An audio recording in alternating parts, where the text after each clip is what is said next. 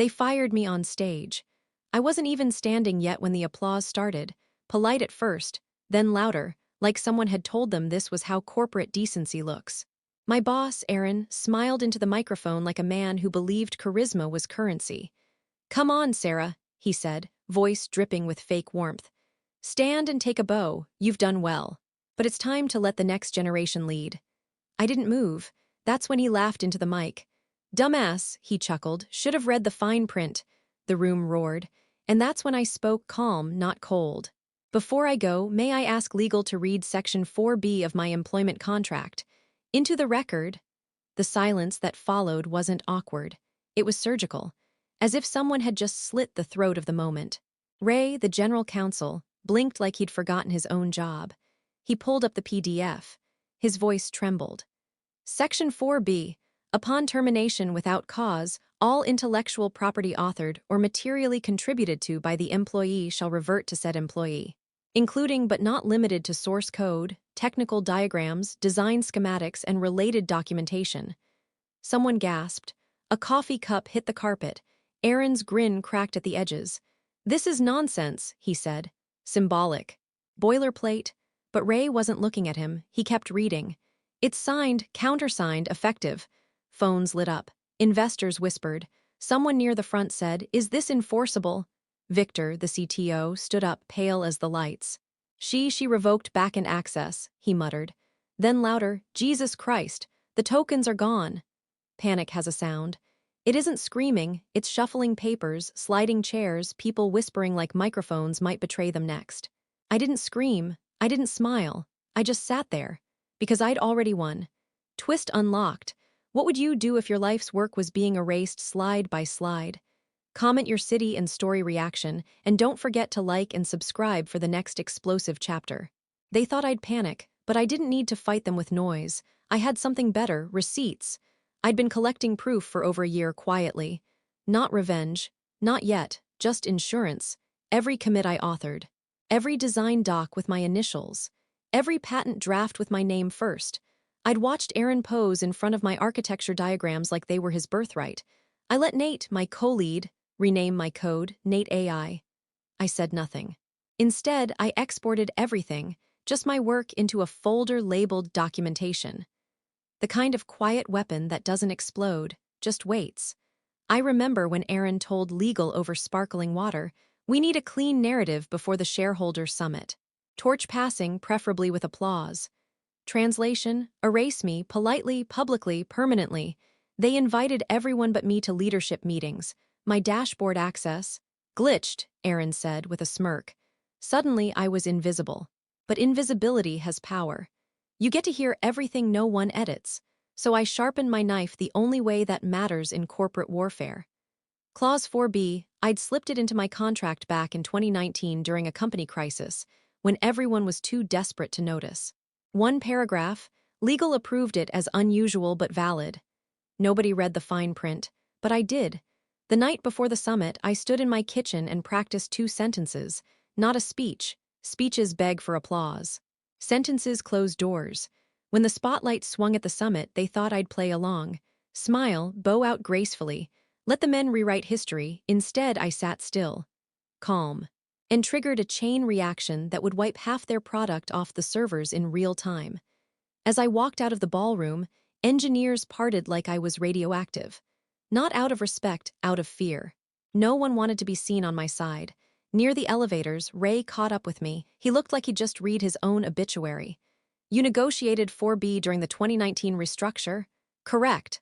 No carve-outs? No amendments. No overrides. You terminated me without cause. That triggers the clause. My work reverts to me." He nodded, slowly, like gravity just changed. "Then we need to talk," he said. Cliffhanger drop. Ever added a secret clause that changed your life? Let me know in the comments. Want to know how far the revenge goes? Stick around. Hit that like button for the next twist.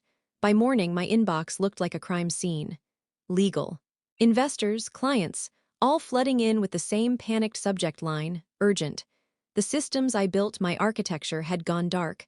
Hospitals were reporting errors. Partners couldn't deploy. Everything that ran on my code had just stalled. For years, they told me my work was invisible. Now the scaffolding was gone, and the building leaned without it. Maya, one of the junior engineers I mentored straight out of college, messaged me in a panic. They locked half the team out of systems. "Can you talk?" I typed back. "I can't step in, you know why." She replied instantly, "Not without you." That hit harder than Aaron's public firing ever could. But this wasn't about saving the company anymore. This was about protecting what was mine. Around noon, Ray called. He sounded like a man juggling grenades. "The board needs licensing terms, fast, otherwise they'll pursue injunctions." I told him to meet me downtown, neutral ground. No boardrooms, no badges, just coffee and contract law. When we sat down, he didn't waste time. "We're clear on authorship, you own it. No one's contesting that, but we need access, we're bleeding." I slid a folder across the table. Printed, labeled, 90-day temporary license, critical clients only, after that renegotiate or rebuild.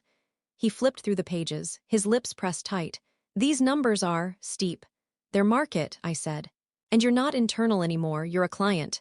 He didn't argue, he knew. That night Aaron called again, I let it ring. Twice. On the third try I picked up, his voice was different, no fake warmth, no crowd to impress. "We can fix this."